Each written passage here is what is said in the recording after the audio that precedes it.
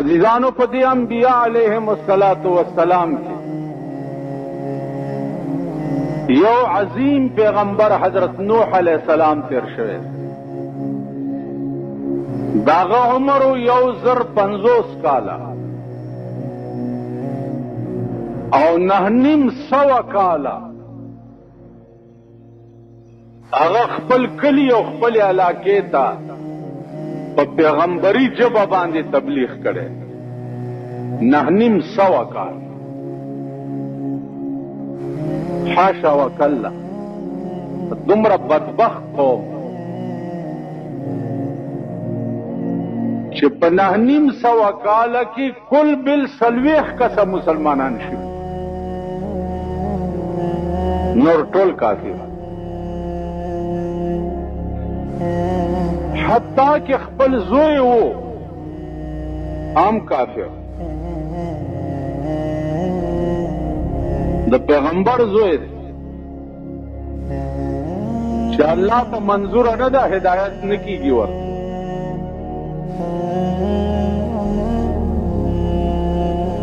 عزیزانو 900 کاله پس چې د نوح علیہ السلام بالکل زړه خولې ته راغی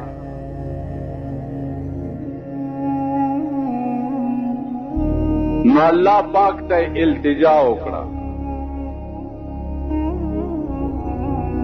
او د قوم ته خیره وکړه قال نوح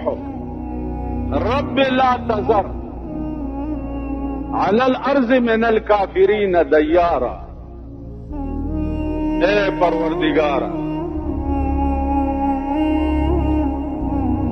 د ځمکې په سر یو خاوند کور پرې مدي خدایا داسې طوفان او عذاب پې راولي چې د کور لوټه هم ښکاره نشي د پیغمبر خیره وه الله ورته فرمایل چې ته کشتی جوړه کړه نوح علیہ السلام لرګي را پیدا کړو کشتی جوړولې شروع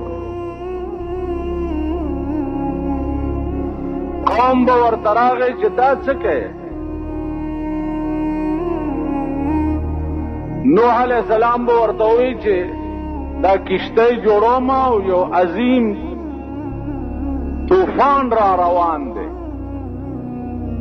تاسو ټول بغیر کېږئ او زه به دې کشتی کې د قوم به وخندل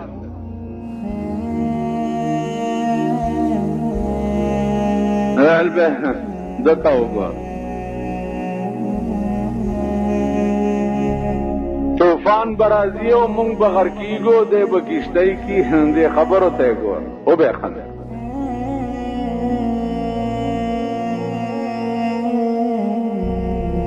نوح علیہ السلام ویلی چې یا الله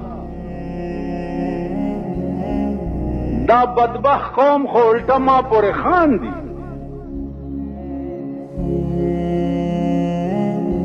الله ورته فرمایل چې دوی ته ووایه چې فلیضحکوا قلیلا ولیبکوا کثیرا لږ غوندې وخاندئ بیا به ډېر ژاړئ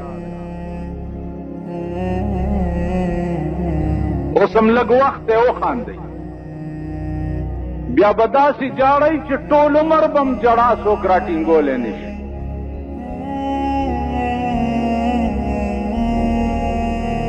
بزرګ وایي که وی غافله پانسه که سودا کړې نن دې وار دی غافله پانسه که سودا کړې نن دې وار دی ما خو سودا وکړه د بلتون په دکان غافل پاسا کا سودا کړي نن دی وار دی ما خو سودا وکړه د بلتون په دکان خبر نوم چې د بلتون د ټګۍ کار دی که سودا کې دغه دی وخت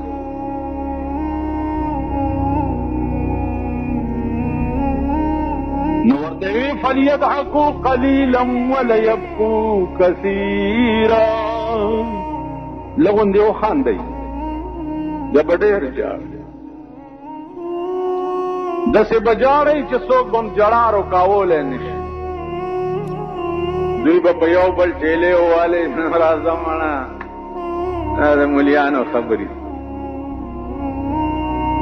اوس خو هم په پاکستان کې د صوبه سرحد د خلقو یقین راغلی که نه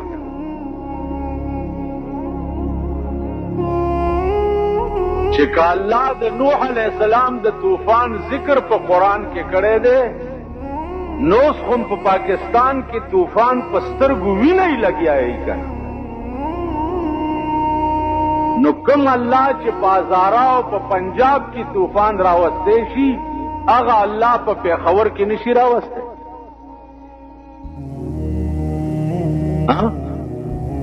اوس خو یې په سترګو ګورئ که نه د نوح علیه السلام خبرې خو د ملیانو خبرې وې قصې وې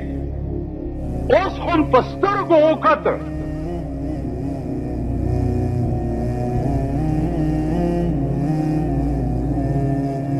$100 بلین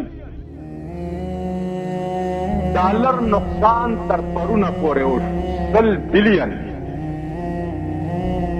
بلین حساب وکئ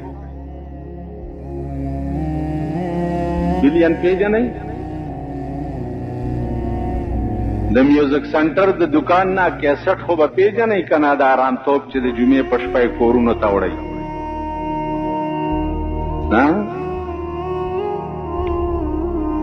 زه خو هره ورځ د سوټمارې زامن د جمعې په شپه ګورم هغه پیژنئ 1 ملیون 10 لکۍ وایا 1 ملیون 10 لکۍ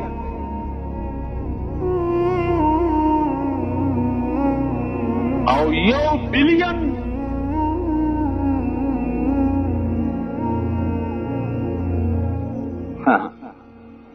ازی گوشتوان یا امامان خبر 10,000 او 600 کړي بیا د غرونو تودې چې پیرا پریوتی دي نو ثابت کله لاندې خخ کړي دی د خخېدو ضرورت هم نشته بیا یو بل کمینه پنته وګوره نور وزیران زی نو په هلیکاپټر کې دي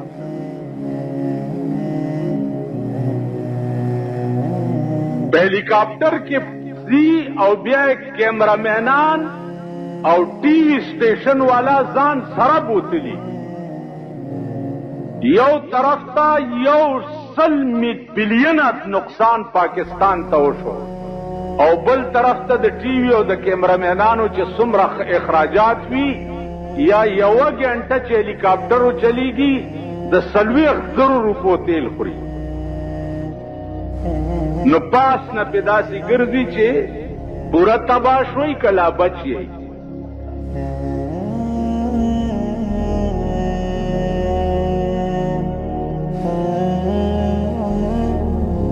تما کوایا چې ستا کور وران شي او زه درشم نو زما په اومه پیړۍ د نالتي چې زه کیمرې والا ځان سره بوزم چې راځه زه دا وران کړی زه ګورم زما فوټو باسه چې خلک یې وګوري چې خانم راغلی او کتو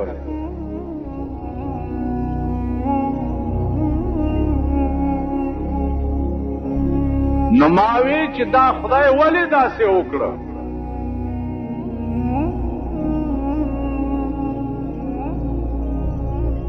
هر وخت په خطر کې اوسئ ستا د توربیلې د بند هم دیوالونه خوځي لګیا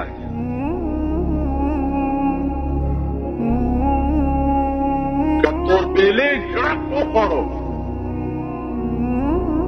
بیا به نه پیښور وي او نه به مردان وي او نه به چارسده وي او نه به خلیل وي او نه به مومند وي او نه به څه وي یو جړه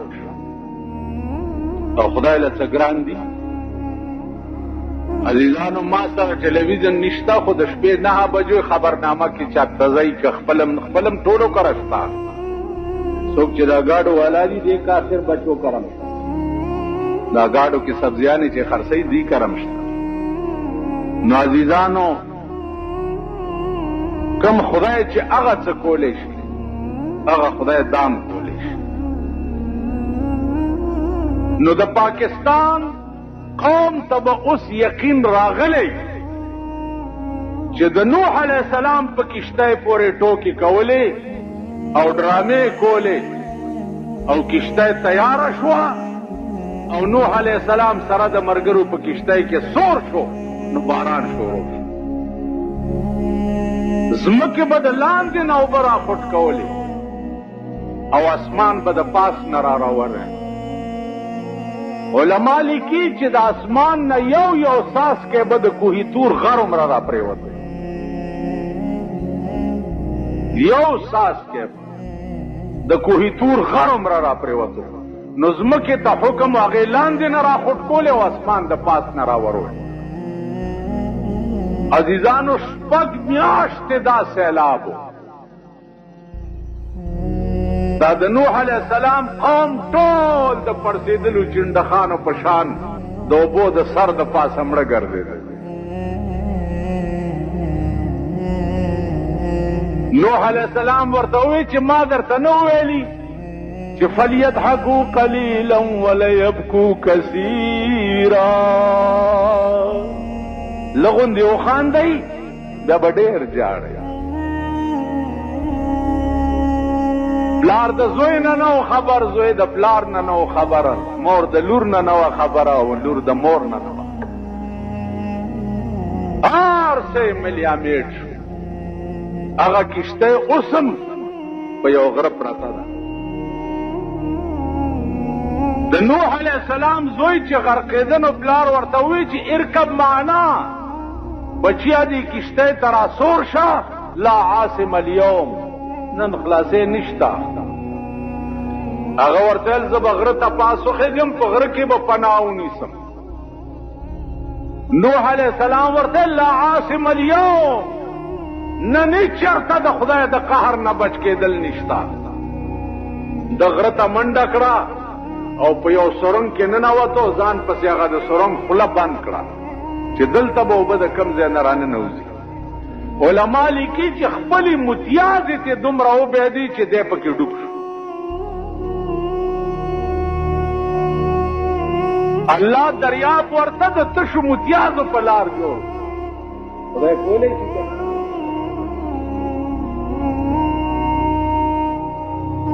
نو عزیزانو عرض مې داو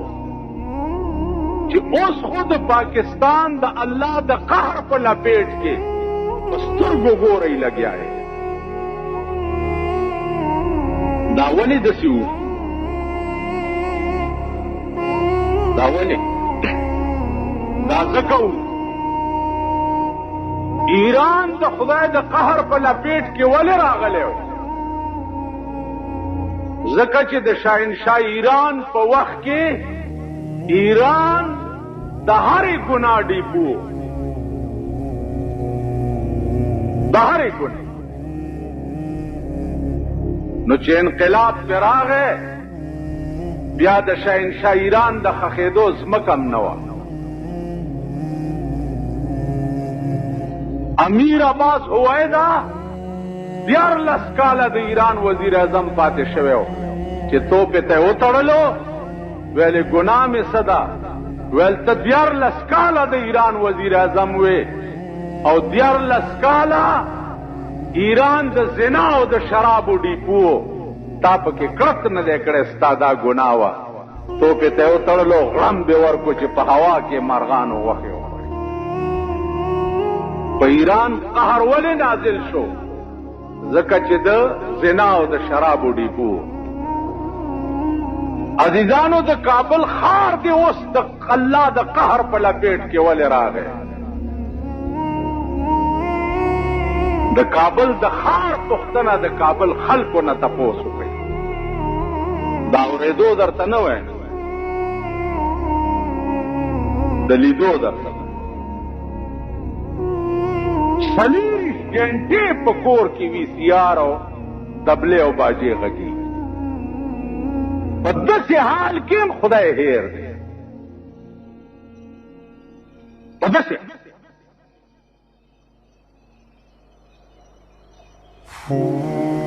اوس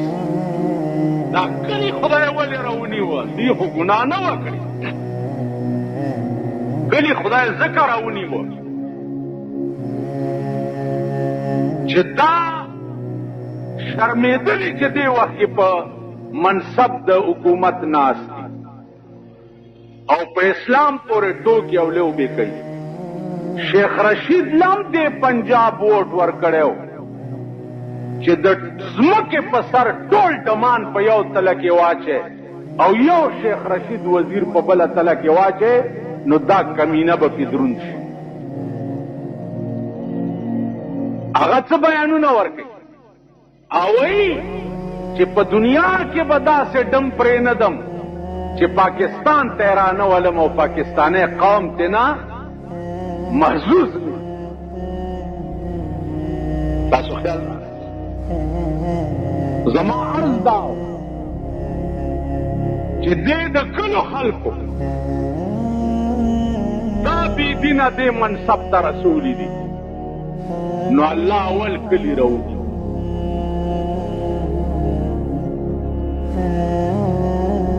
اوس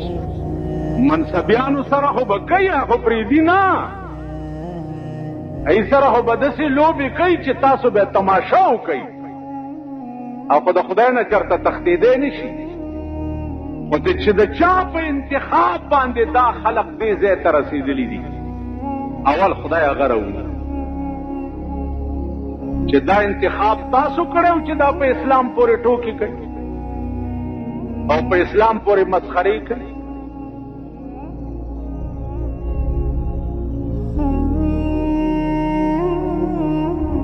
نن د ښځو سال دی ستا په پاکستان. واورې پښتانه مختانه نه یې، خدای دې کور د هغه خوله کې دې دانې وخېږي چې دا پښتون نوم اخلي.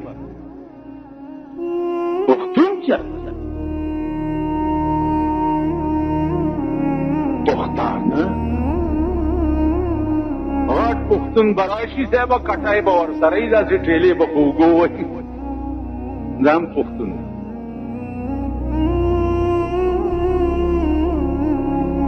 واورئ، باز نه راځئ د خپلو کرتوتونو نه، خو لږ دا ټک ناخوا واوړئ او تماشې وکئ د دې قوم. تاسو هم انتخاب د بېدینو کړی دی او د هغه چا هم کړی چې په اسلام پورې ټوکې او مسخرې کوي. تاسو به د ځان تماشې مه کوئ.